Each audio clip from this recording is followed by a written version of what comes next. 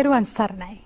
ස්වභාවිත සමාජයක් උදෙසා පුරෝකථනයට යන ගමනේදී දහම් පද්ම තුලින් අපි නව මානයක් සොයා යනවා. මේ දිනවල අදෘශ්‍ය මානය net සීමාවෙන් එහා තිබෙන දේවල් මොනවද? ඒවයේ මිත්‍යා දෘෂ්ටික දේවල් තියෙනවද? එහෙමත් නැත්නම් අපි ඇත්ත ඇතිසැටියෙන් ග්‍රහණය කරගෙන නැද්ද කියන කාරණාව පිළිබඳවයි අපි සොයා යමින් සිටින්නේ. අද දවසේදීත් මේ ඇසළ පුර පසළොස්වක පොහොය දෙන අද දවසේදීත් අපි මේ සම්බන්ධයෙන් කතා බහකටයි මේ පෙළ ගැසෙන්නේ. අපි විශ්වාස කරනවා ඔබ බොහොම කැමැත්තෙන් මේ වැඩසටහන ආරම්භනවා කියා අපට ලැබෙන ප්‍රතිචාර වලින් ඒ බව අපට දැනෙමින් තිබෙන බව මේ මොහොතේදී මතක් කරන්නට ඕනේ. අද දවසේදීත් බොහොම නමස්කාර පූර්වකව බොහොම ගෞරව පෙරදැරිව මෙම ස්ථානයට වැඩම කරගත්තා ජ්‍යෙෂ්ඨ මහාචාර්ය පූජ්‍යපාතේගම ඥානීසර ස්වාමින් වහන්සේ පාද නමස්කාර පූර්වකව ඔබ වහන්සේ වැඩසටහනට පිළිගන්නවා. ඒ වගේම මනෝචිකිත්සක වෛද්‍ය පී.එන්. විද්‍යා කුලපති මැතිතුමන් ඉතාම ගෞරවයෙන් පිළිගන්නා වැඩසටහනට ඔබතුමාගේ ගවේෂණාත්මක දැනුම තවදුරටත් අපිට අවශ්‍යයි. ඒ නිසායි ඔබතුමන්ව අපි කැඳවා ගන්නෙ. හොඳයි, අපි හිතවතුනි පහුගිය කාල සීමාව පුරාවටම කතා බහට ලක් කරේ මේ ප්‍රේතයන්, ප්‍රේත ලෝක, ප්‍රේතයන් විදිහට උපදින්නේ ඇයි? මේ ප්‍රේත දෝෂ කියන්නේ මොනවද? මේ ප්‍රේත දෝෂ ඇත්තටම සිදුවෙන දේවල්ද? මේ දේවල් ගැන තමයි කතා කළේ. අද දවසේ අපි තවත් එහි වෙනස් මානයකට යොමුවන්නටයි සූදානම් වන්නේ. අපි දන්නවා ඔබත් මාත් අපේ ඥාතියෙක් මිය ගියාම, අපේ සමීපතමෙක් මිය ගියාම අපි මතක බණ කියන ආගමික කාර්යයට යොමු වෙනවා. අපි අද කතා කරන්නේ අපේ ස්වාමින් වහන්සේ මේ සම්බන්ධයෙන් මතක බණ ඇයි අපි පවත්වන්නේ? මොකක්ද මේ මතක බණේ අරමුණ කියන කාරණාවෙන්ම අපි අපේ කතා බහට ආරම්භයක් ලබා දෙමු. සියලු දෙනාටම තෙරුවන් සරණයි. විශේෂයෙන් සයුරි විමසපු කරුණත් එක්ක පැහැදිලි කර ගන්නට ඕන. දැන් ප්‍රේත සංකල්පයක් බුද්ධ ආගමේ උගන්වනවා. බුදුදහමේ ප්‍රේත කියන අදහස, සංකල්ප කියන අදහසනේ. අදහස, සිතුවිල්ල, තේමාව අපි සංකල්පයක් කියනෝනේ. ප්‍රේත සංකල්පයක් බුද්ධ ආගමේ තියෙනවා. ප්‍රේත දෝෂ කියලා එකක් බුද්ධ ආගමේ නැහැ. දැන් මගේ අදහස මම උත්සාහ ගන්න මේ ප්‍රේත සංකල්පය කියලා කියන එක ජනතාව ගොළුවට වැටිච්ච අදහසේ තියෙන අඩුපාඩු සකස් කරමින් මේ ඉදිරියට ගෙන යාමයි බලාපොරොත්තු. අපේ මත වුණත් ස්ථිර මත වලට වඩා මේවා විවාද සඳහා අදහස් සඳහා විවෘතයි. මොකද සත්‍යයක් කියලා එකක් තියෙනවනේ. කතා කරන අය ගොඩක් ඉන්නවනේ. ඒගොල්ල ඒ අයගේ දැනුම් සීමාවල් වල ඉඳගෙන තමයි කතා කරන්නේ. එතකොට ප්‍රේත සංකල්පයේදී ඔබ විමසපු විදිහට 7 දවසේ බණ. ඇත්තටම 7 දවසේ බණ කියලා ඔබ කිව්වට ඒකට කියන්නේ ආගමික වචනේ මතක බණ. බණ ජාති ගොඩක් තියෙනවනේ. ආසන්න බණ, මතක බණ, තුන් මාසේ බණ, කවි බණ, යුගාසන බණ, යුගාසන කවි බණ, නාට්‍ය බණ. බණ කිව්වහම බණ වර්ග රාශියක් තියෙනවා. ඒයින් එකක් තමයි මතක බණ කියලා කියන්නේ. මතක බණ කියලා කියන එක අපේ බෞද්ධ සංස්කෘතිය තුළ හැදුන එකක්. බෞද්ධ සංස්කෘතිය තුළ හැදුන එකක්. මොකද කෙනෙක් මරණයට පත් වුණාම තේරවාදයේ උගන්වනවා මරණයට පත් වුණ සැනින් යා වෙන තැනක උත්පත්ති ලැබනවා කියලා. දැන් මහායාන දර්ශනයට යනකොට ඒක ඊට වඩා ටිකක් වෙනස් වෙනවා. මැරිච්ච කෙනා ටික කාලයක් ගන්ධබ්බ අවස්ථාවක් හැටියට එතන සැරිසරනවා කියලා. ඒ ස්ථානේ සැරිසරනවා කියලා. ඉතින් අපේ පොතපත ලියපු රේරුකානේ චන්දවිමල හාමුදුරුවෝ, ඒ වගේම හේම්පිටිගෙදර ඥානසී හාමුදුරුවෝ, ඔය වගේ ගොඩාක් බලංගොඩ ආනන්ද මෛත්‍රී හාමුදුරුවෝ උන්වහන්සේලා ලියපු කියපු තැන්වල ගොඩාක් මේ මහායාන උන්වහන්සේලාත් සියල්ල තේරවාදී අය ඇත්තෝ, අපි තේරවාදී සම්ප්‍රදාය අය මහායාන අදහසට සම්මිශ්‍රණය වෙමින් පවතින සංකල්ප තමයි උන්වහන්සේලා විග්‍රහ කරලා තියෙන්නේ. දැන් අපේ මතක බණ කියලා කියන්නේ කෙනෙක් මරණයට පත් වුණයින් පස්සේ ඒ මරණයට පත් වුණ කෙනා ඒ භූමිය තුල දින කිහිපයක් ජීවත් වෙනවා තව තැනක උත්පත්තියක් නොලබා උත්පත්තියක් ලැබීමට බලාපොරොත්තුවෙන් ජීවත් වෙනවා ටික කාලයක්. ඒ ටික කාලයක් ජීවත් වෙනකොට ඇතැම් අයට තමන් ජීවිත කාලයේ පුරා සිද්ධ කරගත්ත පුණ්‍ය මහිමයන් වල අගහිඟකමක් තියෙන්නත් පුළුවන්. එය සම්පූර්ණ කිරීම සහ එයාට අපට මෙලොව ජීවත් වෙන අපට ඒ මල ගිය කෙනා වෙනුවෙන් කළ හැකි උදාරතම උපකාරය තමයි එයා වෙනුවෙන් අපේ තුන්දොර හසුරුවලා පින් අනුමෝදන් කරන එක. මතක බණේදී ගොඩක් කලාවට ඒ මිනිස්සු ධර්ම දේශනාව කරන තැන බිම වාඩි වෙලා කරන තැනම ධර්මාසනයේ ගාවම වෙනම පැදුරක් එළනවා. ඒ පැදුරේ මිනිස්සු කවුරුවත් වාඩි වෙන්නේ නැහැ. එහෙම දෙයක් දැන් දකින්න තියෙනවද අපේ ආමඳුරනේ දැන් මේ වෙනකොට? ඔව් දැන් ඉතින් කිසි ක්‍රමයක් නැති අලුත් පැටර්න් එකක්නේ. ඥාණයෙන් තොර ක්‍රියාව පමණක් තියෙන සමාජයක් නෙමේක. යදා සමාජයේ කිසියම් ක්‍රියාවක් සිද්ධ කළේ අර්ථයක් සහිතව. දැන් අද බොහෝ සිද්ධිවල මම දකින්නේ අර්ථය නැහැ ක්‍රියාව තියෙනවා. අද බණ ගෙදරක නොවැදගත්ම දේනේ බණ. අද ධර්ම දේශනාවක් කරන්න ගියාම නොවැදගත්ම දේද බණ. බණෙන් පස්සේනේ වැදගත්ම ටික හමු වෙන්නේ. එතකොට අදයි එදයි අපි ඒක සම්මිශ්‍රණයෙන් තේරුම් ගන්න ඕනේ. මතක බණවලදී පැදුරක් කෙලනවා. එතකොට ඒ පැදුරේ ඉන්නේ අර මිය පරලෝකීය ඥාතිවරයා ඉන්නවා කියන විශ්වාසය. එයා ඉන්නවා කියන එක විශ්වාසය. ඒ වගේම ඒක වෙන අය වාඩි වෙන්නේ නැහැ. ඒ වගේම දැන් ධර්ම දේශනාවට සම්බන්ධ වෙන බණ අහලා කවුරුත් කෑම වේලක් කාලා තමයි යන්නේ. මැරිච්ච කෙනාගේ 6 වෙනිදා රෑ තමයි මේ ධර්ම දේශනාව තියෙන්නේ. කට්ටිය කෑම කන නිසා අර මිය පරලෝකීය ඥාතිය වෙනුවෙන් වෙනම තටුවක් හදනවා කෑම. ඒ කියන්නේ තටුව කියන්නේ දැන් එදා අපි කෑම දෙනකොට එදා සමාජයේ පිගානට බෙදලා පිගානේ දුන්නේ. ඊට පස්සේ වෙනස් වෙලා ටේබල් එකට ආවා. දැන් අද වෙනකොට ටේබල් එකත් වෙනස් වෙලා බුෆේ. ඒ කියන්නේ කෑම කන ක්‍රම කාලයත් එක්ක වෙනස් වෙනවනේ. නමුත් එදා තිබුණ එක තමයි මේ ඥාතිය වෙනුවෙන් පරණ චාරිත්‍ර තමයි අනුගමනය කරන්නේ. එතකොට ඒ කෑම වේල හදන්නේ අර ඒ මරණයට පත් වුණ කෙනාට සාපේක්ෂව. මොකද එයා කන්න ආස ಜಾති, බොන්න ආස ಜಾති, බීපු ಜಾති. ඒවා සම්බන්ධව තමයි මේ කෑම වේල හදන්නේ. මොකද ඒක හරි ගෞරවයෙන් කරන්නේ. අපි ධර්ම දේශනා කරලා අපි ඔක්කොම කෑම කනවා. එයා බණ අහලා බඩගින්න යනවා. ඒක සුදුසු නෑනේ.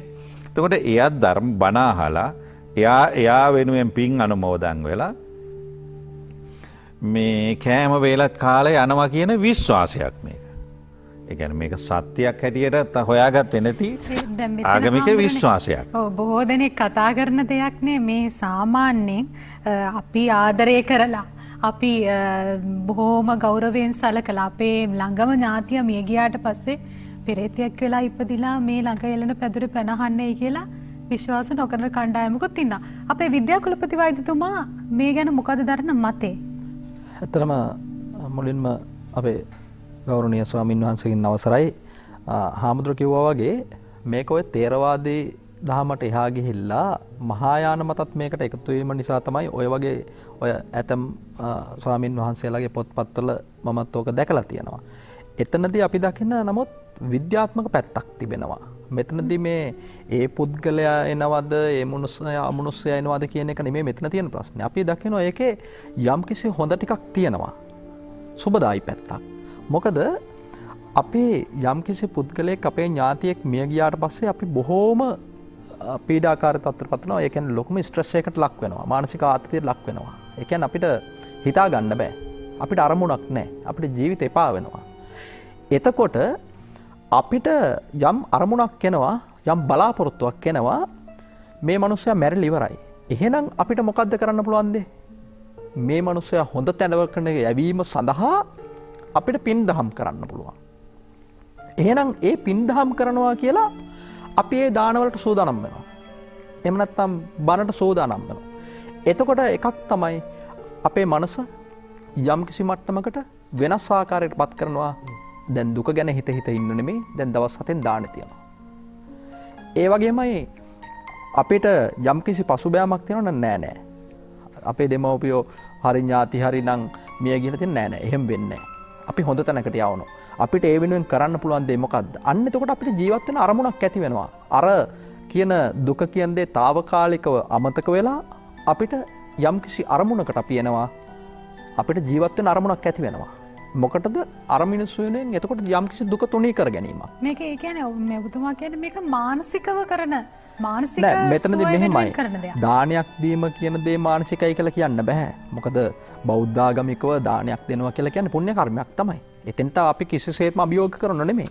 නමුත් මේ කියන්නේ මම කියන්නේ මේ 7 දවසෙන් දාන දෙනවා. 3 මාසෙන් දාන දෙනවා. අවුරුද්දෙන් දාන දෙනවා. අවුරුදු 2න් 3න් 5න් 10න් දැන් සමහර වෙලාවට 100 මැරිලා අවුරුදු 25යි කියලා මතක් කරනවනේ අපි. ඉතින් සමහර වෙලාවට ඒ 100 මැරිලා වෙන භවයක් ලැබලා නම් වෙන භවයක ළමයෙක් වෙන්නත් පුළුවන්. නමුත් ඒත් අපි ඇයි මතක් කරන්නේ? එතකොට ඒ දානේ දීම තුල අපි කුසලයක් ඇති කර මේ පිනක් සිද්ධ කරගන්නවා. ඒ විතරක් නෙමෙයි. අපි එතකොට ඒ අර පහුවෙන්න ඕක අමතක වෙලා ගියාට මුල් කාලේ 7 දවස් දානේ 3 මාස දානේ අවුරුද්දේ වගේ දාන කියලා කියන්නේ 3 මාසයක් කියලා කියන්නේත් මිනිස්සු අපේ හිතින් ගොඩක් ඈත් වෙලා නැහැ. ඒ මතකයන් අපි තාම විඳවන කාලේ. ඔබතුමා ඒ පරීක්ෂණ කළා දිනම් දැන් පෙරේත තටුව කියලා සංකල්පයක් තියෙනවානේ. පෙරේත තටුව තියන්නේ මේ එක 3 මන්සලක එහෙම නැත්නම් සිව් මන්සලක එහෙම තියන්නේ මොකද මේ එක්ක ගෙදර තියන්න පුළුවන් ඒ විදිහට තියන්න පුළුවන් නේ මේ මන්සලක තියන්නේ. මෙහෙමයි. ඒකට හේතුව තමයි ඔය යකුන් ගැවස් ඒ තටුවයි මේ තටුවයි දෙකක්. ඔබ ඔය කතා කරන්නේ අපි අර මුලින් කතා කරපු තටුව මං කියපු තටුව නෙවෙයි ඔය අහන්නේ. හාමුදුරුවෝ පැහැදිලි කරේ ඉස්සෙල්ලා අර ගෙදරක අර මියගිය පුද්ගලයා වෙනුවෙන් තියෙන එක. ඒක තියන්නේ කොහොමද අපේ හාමුදුරනේ? ඒක ගෙදර තියන්නේ. ඔව් දැන් ඒ ගෙදර තියන්නේ මේ ඔයාගේ අහපු ප්‍රශ්නෙටත් උත්තරයක් අපිට ගොඩක් වැදගත්. ඒක තටුව මම මේ ඊට කාරණා ටිකක් පැහැදිලි කරන්නම්. දැන් ඔබ අර ප්‍රශ්නේදී ඉස්සෙල්ලා කිව්වා මේ අපේ මැරිච්ච කෙනා පෙරේතෙක් කියලා බණ අහන්න පැදුරට එනවද කියලා පිළිගන්නේ කොහොමද කියලා. දැන් ඇත්තටම එතන දැන් ප්‍රේත කියලා කිව්වහම පෙරේතෙක් වෙලා එනවා කියන අදහස නෙවෙයිනේ තියෙන්නේ. පේතානං උපගබ්බති කියන්නේ මේ මෙලොව හැරදමා ගිය පුජ්‍යලයා. ඒ බණ අහන්න ඉන්නේ පෙරේතෙක් නෙවෙයි පුජ්‍යලයෙක්. අර මං කලින් වැඩසටහනකදී මුලදී කිව්වා වගේ බහුවර්ථපද තියනවා කියලා කිව්වනේ බොහොමසේ. බහු අර්ථයක් තියෙනවා කියලා කිව්වේ මේ මැරිච්ච පුජ්‍යලයා ඉන්නේ. ඒ මරණයට පත්වන පුජ්‍යලයා වෙන්නේ. එතකොට දැන් අර දුකටපත් වෙලා ඉන්න මිනිස්සුන්ට දැන් අපේ අම්මා තාව අපිත් එක්ක බණ ඇහුවා. තාත්තත් ඒ කියන්නේ ඒ අර ඥාතිවරයා ඇවිල්ලා බණ ඇහුවා. ඒ මැරිච්ච ඥාතිවරයන්ට බයක් ඇති කරගෙන මේ සමාජය දැන් මල කතාවත් එක බයක් ඇති කරගෙන එහෙම බයක් තිබුණේ නෑ අපේ සමාජයේ. මැරිච්ච කෙනා අපේ ඥාතියා. මැරිච්ච හැම කෙනාටම අපි පින් අනුමෝදන් කරන්නේ නෑ. මැරිච්ච ඥාතීන් ඒක අපි වෙනම කතා කරමු ඥාති සහ ඥාතිත්වය. දැන් මෙතන බණ අහලා යනකොට එයා කෑම කනවා. එතකොට ප්‍රේත තටුව කියලා කියන්නේ ඒ තටුව කියලා කියන්නේ පෙරේත තටුව. දැන් අපි කෙනෙකුට කෑම හදන හොඳ ක්‍රමයක් එදා තිබිච්ච. පරණ වෙන් කරලා වෙනම අපි දැන් වෙනම ටේබල් එකකට කැඳවලා කෑම දෙන්නේ. ඒ වගේ එයා වෙනුවෙන්ම සකස් කරලා ගොක්කල වලින් ලස්සනට සරසලා යම් යම් කැටයම් දාලා ඒකේ කෑම ටික වෙනමයි වතුර ටික වෙනමයි වෙන බීම වෙනමයි එහෙම වෙන් කරපු හොඳ නිර්මාණාත්මක වැඩක්. අපේ සංස්කෘතිය හැටියට ගත්තොත් හොඳ කලා නිර්මාණයක් ඒක. අපේ මිනිස්සු ධර්මය දන්නෙත් නැති, සංස්කෘතිය දන්නෙත් නැති, සමාජය දන්නෙත් නැති මිනිස්සු මේවට බයයි. ඒ කියන්නේ නොදන්න කෙනා බයයිනේ. නොදන්න කෙනාගේ ස්වභාවය තමයි ඒ සිද්ධියට බය වෙන එක. දන්න කෙනා ඒක හොයලා බලන එක. ඒ જાති දෙකක් නේ මිනිස්සු. එතකොට මේ පෙරේත තටුව තියන්නේ ඒක ඊටාම වැදගත් සංකල්පයක්. ඒක කොහෙද තියන්න ඕනේ අපේ හැමෝටම? ඒක ගෙදර එළියේ. තමන්ගේ ගේ ඇතුලේ නෙමෙයි ගෙදර එළියේ පාරයිනේ තමයි තියන්නේ. මොකද කැම ටික කාලා යනවා. එහෙම තමයි එදා තිව්වේ. මම අලුතෙන් අදහසක් කියන එකක් නෙවෙයි. එහෙම එකක් තිබුණා අපේ සමය. වෛද්‍යතුමාගේ මොකද්ද මතය ඒ සම්බන්ධයෙන් පරීක්ෂණ කරලා තියෙනවද? නමුත් ඔය සම්බන්ධය දැන් මේ හාමුදුරුව කියන එකත් ඔය සාමාන්‍යයෙන් අපි නිතර කියන පෙරේත් තටුව කියන එකත් දෙකක්. මොකද ඔබ ඔය දැකලා තියෙන තුම්මන්සල සිව්මන්සල ඔය වගේ තැන්වල තියන්නේ මේක නෙමෙයි. මේක මේ මියගිය පුද්ගලයා ආරම්භයක් කරන දෙයක්. නමුත් අතන කරන්නේ යම්කිසි නිවසකට එහෙම නැත්නම් යම්කිසි පුද්ගලයෙකුට ප්‍රේත බලපෑමක් ප්‍රේත බන්ධනයක් තියෙනවා නම් ඒ උදෙසා කරන පෙරේත පිදෙන්නක් පෙරේත තටුවක් ඔය වගේ කියලා කරන සුළු ශාන්ති කර්මයක්. එතනදී ඒ තියන්න හේතුව තමයි අපේ විශ්වාස තියෙන යකුන් ගැවසෙන ස්ථාන. යකුන් ඉන්න වෙලාවල් රෑ 12, දවල් 12, හැන්දෑවේ 6, උදේ 6 ඔන්න යකුන්ගේ වෙලාවල්. ඒ පස්සේ යකුන් ඉන්න තැන්, පෙරේතයෝ භූතයෝ ඉන්න තැන් මේ තුම්මන්සලේ, සිව්මන්සලේ, පස්මන්සලේ, ඊට පස්සේ නාන තොටේ, ඊට පස්සේ මොනවද මේ දිය කඩਿੱත්තක් අසර. ඊට පස්සේ රෙදි හොදන ඔය බහැල යන රෙදි හොදන ස්ථාන තිබුණානේ. ඒ වගේ තැන්වල. ඊට පස්සේ මේ ඔය බෙන් ආශ්‍රිතව. එතකොට මේ වගේ මිනිසුන්ගේ විශ්වාස තියෙනවා යකුන් වැඩි වශයෙන් ගැවසෙන්නේ අමනුෂ්‍ය වැඩි වශයෙන් ගැවසෙන්නේ මේ වගේ තැන්වල කියලා. ඒක නිසානේ ඔය දැන් ඉස්සර ගම්වල මිනිස්සු කිව්වේ මේ මොනවා හරි දෙයක් කෑවත් තුම්මන්සලෙන් යන්න එපා. හැන්දෑව 6ට මෙතන යන්න එපා. 6න් පස්සේ යන්න එපා. දැන් ඉස්සර කාලේ මිනිස්සුන්ට දැන් මේ තත්ත්වය අඩුයි. ඉස්සර කාලේ අපි පොඩි කාලේ වෙනකොටත් රෑ 12 කියලා කියන්නේ අපිට 아무තු බය වෙලාවක් නේ. මොකද අපේ සමාජය විසින් හදලා තිබෙන රෑ 12 කියලා කියන්නේ යකුන්ගේ වෙලාව. අමුතුම වෙලාවල්නේ. ඉතින් කවුරුවත් මේක බලන් හිටියද මේ වෙලාවට? නමුත් දැන් පරණ ගැමියෙක් මේක අහන් හිටියොත්, ගමක හිටිය මිනිස්සෙක් අහන් හිටියොත්, කියයි මේ මොන බයිලයක්ද මේ කියන්නේ අපි තමයි ඕක අත්විඳලා තියෙන්නේ. අර මිනිස්සයාට යකා ගහනකොට හරියට රෑ 12යි. ඒ මිනිස්සයාට දිව ඇදන් බිම වැටෙනකොට හරියට රෑ 12ට වැටුනේ. කියන්නේ මේ වෛද්‍යතුමා අපි අනන්තවත් අහලා තියෙනවා. මොකද දැන් අපි අහලා තිබුණාට ඕක අත්විඳපු මිනිස්සු තාමත් ඉන්නවා. එතකොට අර මහසෝනා පිටට ගහනකොට හරියට අර තුම්මන් හන්දියෙම තමයි වුනේ. ඊට පස්සේ මේ මොනවද මහසෝනාගේ අවතාරයේ ඌරු වේශයක් කරන් දිව්වේ හරියට අර හතරමන් හන්දියේදී. අර වතුර ළඟ තමයි අර තියෙන දිය කඩਿੱත්ත ළඟදී තමයි මේ මනුස්සයාට මේ දිවේලියට ඇදෙන්න ගත්තේ. සිහි නැතු වෙන්න ගත්තේ. එතකොට අපේ මිනිසුන් තුළ තියෙනවා ඒ දේවල් ටිකක්. දැන් කෙනෙකුට හිතන්න පුළුවන් හරි එහෙනම් මම කියන දේ එහෙමනම් වෙන්නේ කොහොමද එහෙම උනේ? ඒකට තමයි අපි කියන්නේ ස්වයං යෝජනාවක්. මනෝවිද්‍යාව සඳහන් කරන ස්වයං යෝජනාවක්. ඔටෝ සජෙෂන් එකක්. මේ සජෙෂන් එක ඒ කියන්නේ යෝජනාව අපි දා ගන්නවා. ඒ කියන්නේ දාන්නේ මම ඕන කමින් දානෝ නෙමෙයි. මගේ සමාජය විසින් මට දානවා. දැන් අපි හිතමු මම කුඩා කාලේ මගේ සමාජය විසිනුත් මට මේ යෝජනා දාලා තියෙනවා. මොකද යකා, භූතයා, හොල්මන්, අවතාර, මෝහිනී, කළු යකා නිකන් නෙමෙයිනේ අපිට කියනනේ මෝහිනී කාන්තාවක්. අතේ ළමයෙකුත් ඉන්නවා. මහසෝනා මෙහෙමයි. මිනිස් ශරීරයක් වලස් ඔළුවක්. එතකොට මේ යකා කියන භූතයා කියන හොල්මන අවතාරේ මේ ප්‍රේතය ඔය ඔක්කොම සංකල්ප මගේ හිතට දාලා ඉවරයි සමාජය විසින්. එතකොට මේ දාගත්ත මං ස්වයං යෝජනා දාගෙන ඉවරයි. එතකොට මම මේක තැති ගන්න මිනිස්සෙක් නම් මම මේකට ටිකක් පොඩක් ඒකට බියමුසු චරිතයක් නම් මම යනවා හැන්දෑවේ අපි හිතමු ලයිට් උත් නැහැ මොනවා හරි දෙයකින් යන්න වෙනවා සොහන් ආශ්‍රයෙන් ඒ කියන්නේ කනත්තක් ආශ්‍රයෙන් යන්න වෙනවා. කනත්තක හිටියා කියලා හිතමු අපි හිතමු කවුරු හරි කෙනෙක් මේ හරකෙක් බැඳලා තියෙන කනත්තේ. මට ඕක පේන්නේ. එහෙම නැත්නම් ගහක් කෙලවෙනවා එහෙම නැල්ල හඳ එලියත් එක්ක. මම අහලා තියෙනවනේ. කනත්තක් ළඟ හොල්මන් අවතාර. එතකොට මම මෙතෙන්ට යන්නේ මගේ හෘද ස්පන්දනය වැඩි වෙලා. මම දැන් නැතුවට දැන් මොකක් වෙයිද දන්නේ නැහැ කියලා යන්නේ. එහෙම යනකොට අර ස්වයං යෝජනාව තමයි ක්‍රියාත්මක වෙන්නේ. වෙලාවත් 6 පහු වෙලා. නැත්නම් 6ට ආසන්නයි. රෑත් අපි හිත මොන හරි දෙයකින් බස් එකක් නැතුව රෑට යන්න උනා කියලා. සොහනක් ළඟින් යන්න තියෙනවා. අපි යන්න කලින් අපි විසින් අර ස්වයං යෝජනාව උඩට ඇවිල්ලා ඉවරයි. මොකෝ යන්න වෙන්නේ හොල්මන් මේ කනත්ත ළඟින්. එතකොට මම යනකොටම අපි සමහර වෙලාවට මට ඕක මතක නැහැ. සිහියක් නැතුව යන්නේ. නමුත් ස්වයං යෝජනාවක් හැටියට මට මේ මොහොතේ ඉස්මතු වෙනවා.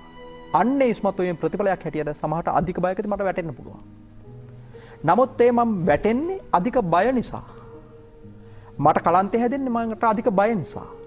ඇතැම් අවස්ථාවල එක සැරේට මෙහෙක් කරලා බලනවා. මොකද ගහන මහසෝනා. ඒ අවස්ථාවේදී ඇතැම් මිනිස්සු කියන මේ ඇඟිලි පාරවල් ටිකක් තිබුණා. තියෙනවා. ඇඟිලි පාරවල් පහම හරියට මෙහෙම වදින්නේ නැහැ.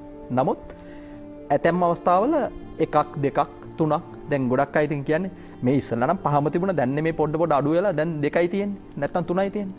ඒ වෙන්නේ අපේ බයවීමකදී එක සැරේට හැරීමත් එක්ක අපේ ඒ බයකදී වෙන්නේ ඇඩ්‍රලින් නොඇඩ්‍රලින් හෝමෝන් ස්‍රාව වීමත් එක්ක අපේ ඉන්නේ බීතියෙන් අපේ රුධිර ගැලීම රුධිර පීඩනය වැඩි.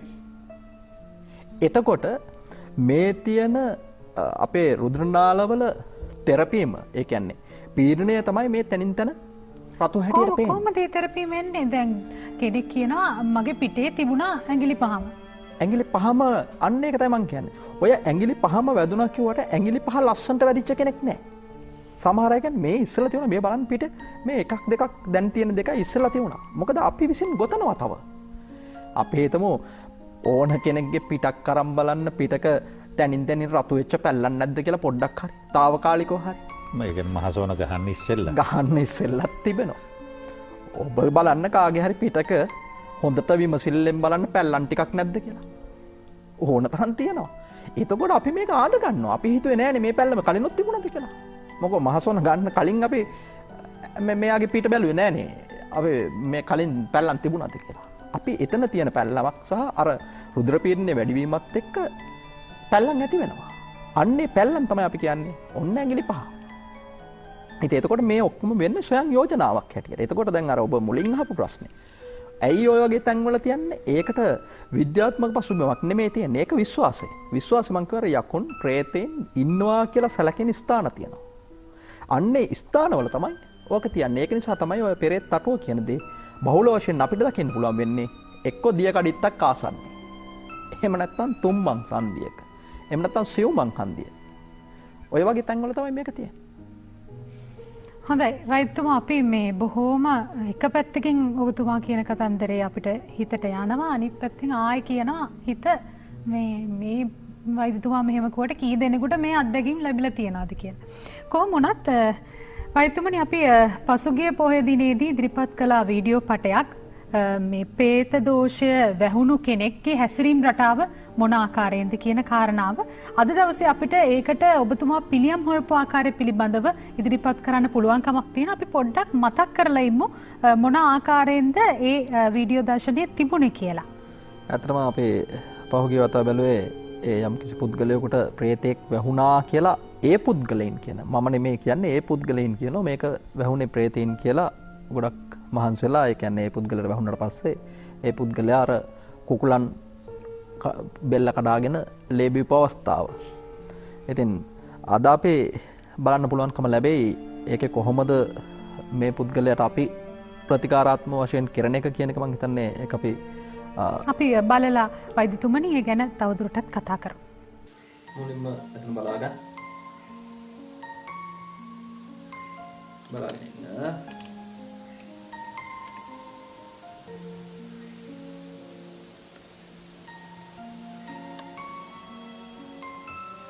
දැන් Tamanගේ දැසට ක්‍රමයෙන් නිදිබර ස්වභාවයක් දැනෙනවා. එන්නම මොහොතින් මොහොත එම නිදිබර ස්වභාවය වැඩි වෙනවා. ඔබ නොදැනුවත්වම ඔබ සුවදායක නිින්දකටපත් වෙනවා.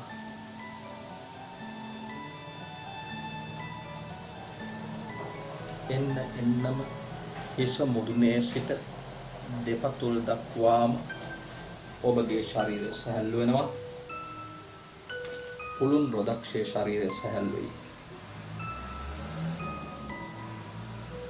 ඔබ දැන් නිදී ඔබට දරා ගන්න බැරි නිදිමතක් දැනෙනවා.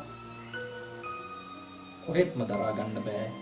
ඔබ ගැඹුරු නිින්දකටපත් වෙනවා. මා කියන දේ ඔබට හොඳින් නැසෙනවා. ඔබ සුව පහසු ගැඹුරු නිින්දකටපත් වෙනවා. මම දැන් 6 සිට 1 දක්වා ගණන් කරනවා. එසේ ක්‍රමයෙන් ගණන් කර එක කියනවත් සමගම ඔබගේ ශරීරයට මියගිය പ്രേත භවය මම ගෙන්නනවා. 6 සිට 1 දක්වා ගණන් කර එක කියනවත් සමගම ඔබගේ ශරීරයට එම භවය ඇතුළු වෙනවා. 6යි 5යි 4යි 3යි 2යි 1යි එන්න දෙන්න.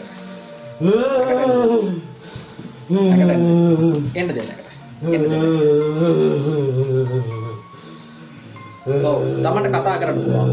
කවුද මේ ශරීරේ ඉන්නේ? මොකද බල? කවුද මේ ශරීරේ? බල. කවුද මේ ශරීරේ ඉන්නේ? ඔබට කතා කරන්න පුළුවන්. කවුද මේ ශරීරේ?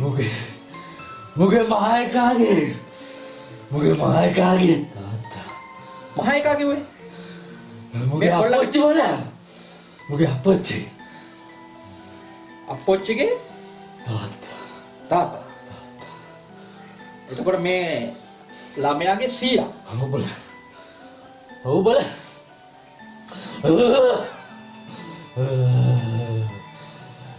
ඔබ මිය ගිහලා කොච්චර කාලද? ඔබ මිය ගිහිල්ලා කොච්චර කාලද? අවුරුදු 30ක් විතර. 30ක් විතර. 30ක් විතර. ඔව්. දැන් ඔබ මෙච්චර කාල කොහෙද හිටියේ? මම හිටියේ මේ වහලුට. මේ වහලේ යටි උඩ හිටියේ. දැන් ඔබ කියනවනේ මගේ තැන්. මගේ තැන් තමන්ගේ තැන්. ඔව්. හරි ඔබ දැන් මල පෙරේතෙක් හැටියට මම කරත්ත දුවලා. ඔව්. දුක් මහන්සියලා. ඔව්. අදාපු තැන් මෙව්වා. ඔව්. මෙව්වා මගේ තැන්. ඔව් දැන් ඉතින් ඔබ මේ ශරීරයට ඇවිල්ලා දැන් පෙරේතෙක් වෙලා මේ ශරීරයට මොකද්ද ඔබ මේ කරන්න බලාපොරොත්තු? මොකද්ද මේ කොල්ලා ඔබට කරපු වැරද්ද? මං දුක් මහන්සි වෙච්චයි. මම දුක් මහන්සියලා හම්බ කරපුවයි. මුන්ට මේවා අගයන්නේ නැහැ. මුන්ට මේවා අගයන්නේ නැහැ. මුන් මේ මගේ දේපල විකුණ ගන්න හදන්නේ. මං ඉන්නකන් ඒවට ඉඩ තියන්නේ නැහැ මම. කවුද විකුණන්න හදන්නේ? මුගේ මායකීගේ උඹනාව. මූට ආය කියන්නේ මේ දේපල විකුණලා කොහෙට හරි යන්න හදන්නේ? ගෑනිට මගේ කොල්ලගේ වැඩක් නැහැ. ඒ ගෑනිට ඕන මුගේ සැප තමයි ඒ ගෑනි බලන්නේ. මගේ කොල්ලා මට වටිනවා. ඌ විතරයි මට ඉන්නේ. මම මුන්ට ඒව කරන්න දෙන්නේ නැහැ. හරි. දැන් ඔබ මේ ශරීරයට ඇවිල්ලා මේ කොල්ලා හරහා මේ පව් කීයක් කරන්නේ නැද්ද මේ කුකුල්ලු මරමර මොනවද මේ කරන පාපේ? ඇයි මෙහෙම වද දෙන්නේ? මේ කොල්ලට වදයක් නේද මේක? මෝ හිටියොත් තමයි මුන් මේව නැති කරන්නේ. මම මූ ගෙනියනවා. නෑ. මම ඔබව මේ ශරීරයෙන් ඉවත් කරනවා. ඔබට කිසිම දෙයක් දෙන්නේ නැහැ. ඔබ මිය ගිහිල්ලා අවසන්. ඔබ මේ ශරීරයෙන් ඉවත් කරනවා. මොනවා හරි දෙයක ඔබ මේ ශරීරයට නැවත පැමිණුණොත් ඔබට මම ඊට වඩා වද හිංසා දීලයි මේ ශරීරය ඉවත් කරන්නේ. මම දැන් 1 සිට 6 තික් ගණන් කරනවා. එසේ ක්‍රමයෙන් ගණන් කර 6 කියනවා සමග ඔබ මේ ශරීරයවත් වෙනවා. අනිත් අපේ ජීවිතේ තියෙන තාක් දුරවට මේ ශරීරයට ඒමට හැකියාවක් නැහැ. 1යි 2යි 3යි 4යි 5යි 6යි. දැන් ඔබ මේ ශරීරයෙන් සම්පූර්ණ නිවත් වෙනවා.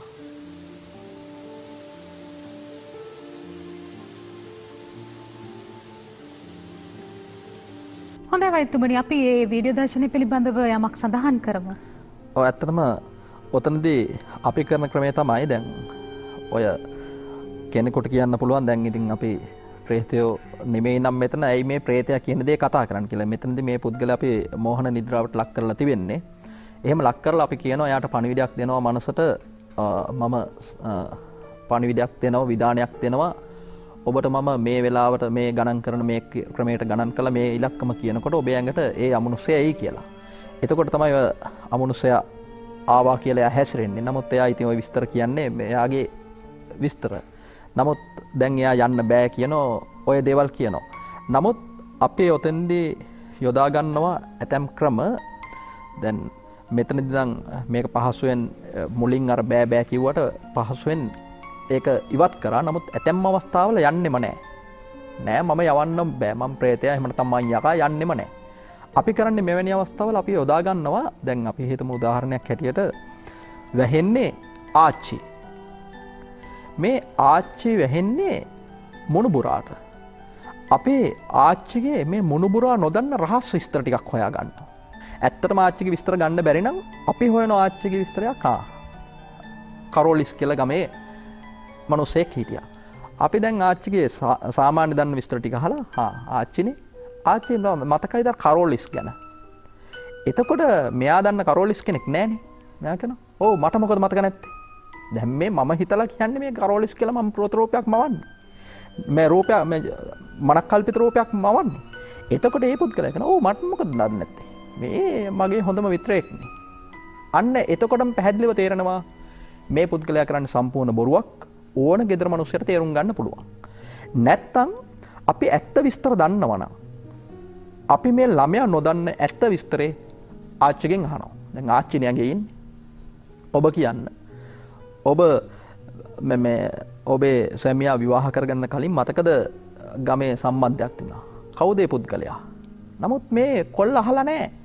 ආච්චිගේ විස්තරේ ආච්චිගේ සියගේ ඔහොම කතන්දරයක් ගැන. නමුත් මේක අහපු හැටි කොල්ලට මොකද වෙන්නේ? ආච්චි ඇඟෙන් යනවා. ඕ අහන්න එපා මගේ කියලා යනවා. ඇඟෙන්. නමුත් අපි කියනවා යන්න එපා. යන්න එපා. ඔහොම ඉන්න. ඔබ මේකට උත්තර දීලා යන්න. අන්න එහෙම කීපවතාවක් අපි කියනකොට මෙයාට කට උත්තර නැති වෙනවා.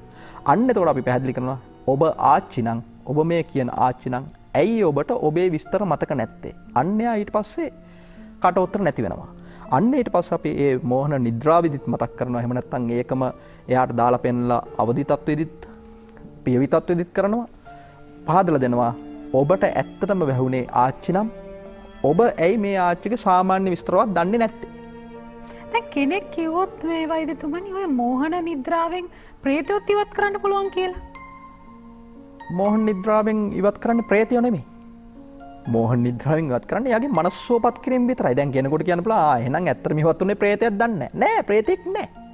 ප්‍රේතයා නම් එයා සතුව දැන් අපි හිතමු යම්කිසි පුද්ගලයෙක් නම් අපේ ඇඟට එන්නේ ඔහු සතු විස්තර ටිකක් අපිට පුළුවන්නේ. දැන් ඔබේ ඇඟට ඔබේ මිය ගිහපු ඔබ දන්න කියන පුද්ගලයෙක් එනවා. ඔබ දන්නවනේ මේ මිනිස්සයාගේ විස්තර ටිකක්. එතකොට ඔබේ ඇඟට ඇවිල්ලා ඒ පුද්ගලයා කියන්නේ ඔබ දන්න ටික විතරයි. ඒ මිනිස්සයාගේ රහස් විස්තරත් ඇත්තටම එන්නේ ඒ මිනිස්සයා නම්. ඒ මිනිස්සයාගේ රහස් විස්තර මොක ඇහුවත් ඒ මිනිස්සයාට කීමේ හැකියාවක් තියෙනවා. තියෙන්න ඕනනේ. මම නම් මැරුණේ මම කෙනෙක්ගේ ඇඟකට ගියොත් මගේ මොන විස්තරය ඇහුවත් ඒ පුද්ගලයාගෙන් කියන්න පුළුවන් වෙන්න ඕනේ. නමුත් ලෝකෙ කිසිම තැනක එහෙම රහස් විස්තර අහන තැනක කියවීමේ හැකියාවක් තිබිලා නැහැ. ඉතින් ඒකෙන් කාබනික පොහොර නිෂ්පාදනයට ලංකා බැංකුවෙන් සස්ත්‍රීක ණය යෝජනා ක්‍රමය. වසවිස නැති පසක් සරුඵල ඇති හෙටක්. කාබනික පොහොර නිෂ්පාදනයට ලංකා බැංකුවෙන් සස්ත්‍රීක ණය යෝජනා ක්‍රමය. වසවිස නැති පසක් සරුඵල ඇති හෙටක්. හොඳයි අපේ හැමදෙන්න අපිට ලැබිලා තියෙන කාලය බොහොම සීමිතයි. කතා කරන්න දේවල් බොහොමයි. ප්‍රශ්න ගොඩක් තියෙනවා. නමුත් අපිට කාලයත් එක්ක යම් කිසි සටනක නිරත වෙන්න වෙලා තියෙනවා. හිතවතුනි ඔබට තියෙනවා නම් ගැටලු අපිට ලියන්න. අපේ ලිපිනය දහම්පත්ම ශ්‍රී ලංකා රූපවාහිනී සංස්ථාව කොළඹ 7 අපේ නිෂ්පාදකතුමා බලාපොරොත්තුවෙන් ඉන්නවා ඔබට තියෙන ගැටලු අප වෙත යොමු කරයි කියලා අපිට පුළුවන් විද්වත් මණ්ඩලයට මේ දේවල් යොමු කරන්න. ජ්‍යෙෂ්ඨ මහාචාර්ය පූජ්‍යපාතේගම ඥානීස්වර ස්වාමීන් වහන්සේ ඔබ වහන්සේට බේවින්ම පුණ්‍යානුමෝදනා කරනවා අද දවසේදී වටිනා කාලයක් කැප කරමින් මෙම ස්ථානයට වැඩම කිරීම සම්බන්ධයෙන්. ඒ වගේම මනෝචිකිත්සක වෛද්‍ය පී.එන්. විද්‍යා කුලපති මැතිතුමනි ඔබතුමන්ටත් ඔයතුමනි බොහොම ස්තුතියි අද දවසේදී ඔබේ ගවේෂණාත්මක තොරතුරු අප හමුවේ තැබුවාට. හිතවතුනි ඔබ ප්‍රඥා සම්පන්නව සම්පන්නව සිතන්න මොකද්ද මේ කාරණාව? මේක මිත්‍යාවක්ද? ඇත්තටම මෙහෙම දේවල් තියෙනවද?